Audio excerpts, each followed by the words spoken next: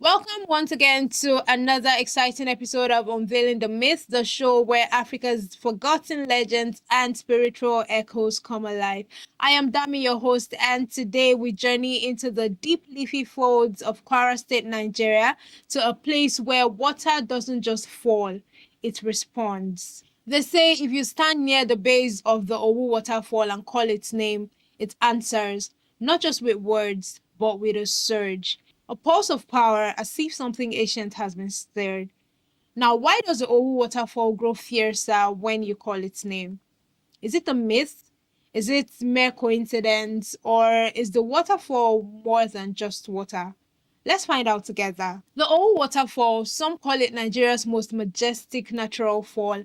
It is hidden among towering cliffs and velvet greenery. It plunges from over 100 meters above the earth. It's a silvery, unbending ribbon of power. To the average visitor, it's a scenic wonder, a photographer's dream. But to the people of Owu, it is a living being. The Yoruba say Omilaye, which means water is life. But in Owu, water is spirit. Long ago, before concrete paths led tourists to her faith, the Owu waterfall was a sacred ground. Only the initiated dared approach. It was believed that within the roar of the fall lived a goddess, a powerful water spirit who could bless or curse depending on how she was summoned. Now, this story goes that she was once a woman, a beautiful, betrayed, heartbroken woman, a princess of an ancient tribe who fled to the rocks after a lover's treachery. There she wept day and night, and her tears became the fall. But her spirit never left. They say when you call her name, you awaken her, not just the water, her. And when she rises, the waterfall surges in answer, as though remembering the pain or recognizing your voice, or perhaps simply because she knows you've dared to speak her name. But let's take a pause here.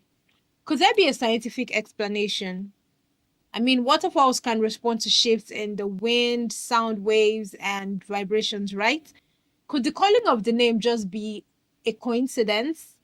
Could it be a trick of echo bouncing off the cavernous walls? Could it be a moment when wind and voice align? Possibly. But here's what's strange. It doesn't work with any name.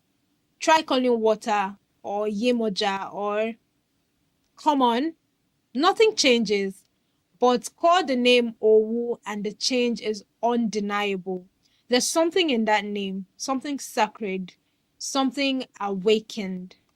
Growing up, children in Owu were told to never shout at the waterfall, respect her voice, and she will respect yours. Many elders believe that Owu waterfall is a place of judgment, that the spirit within sees truth and punishes mockery.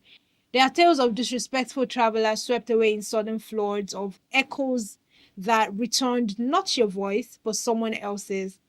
Creepy, maybe, but such stories keep tradition alive, and behind every myth is a memory. And maybe that's the point of it all. Owu Waterfall flows harder when you call its name, not because of physics alone, but because of belief. Because her name has power, and power, when invoked, responds. It's not just a tourist site, it's a shrine. It's a symbol of how nature listens, of how names carries weight, of how names carry weight. In African spirituality, to name is to summon, to speak is to stir. And that's why our ancestors chose silence carefully and speech even more so. So when you call Owu, you're not just shouting into water, you're echoing through time. And so, dear viewer, the next time you stand before the Owu waterfall, feel the mist on your skin, hear the water crash around you, and if you dare, call her name, not in mockery, not in ignorance, but in reverence, and listen closely. You just might hear her answer. Thank you for joining me on Unveiling the Myth. I am Dami, and I'll be back next time with another journey into the unseen, the forgotten, and the mysterious. Until then, speak wisely and never forget sometimes the earth listens back. Bye and stay mythical.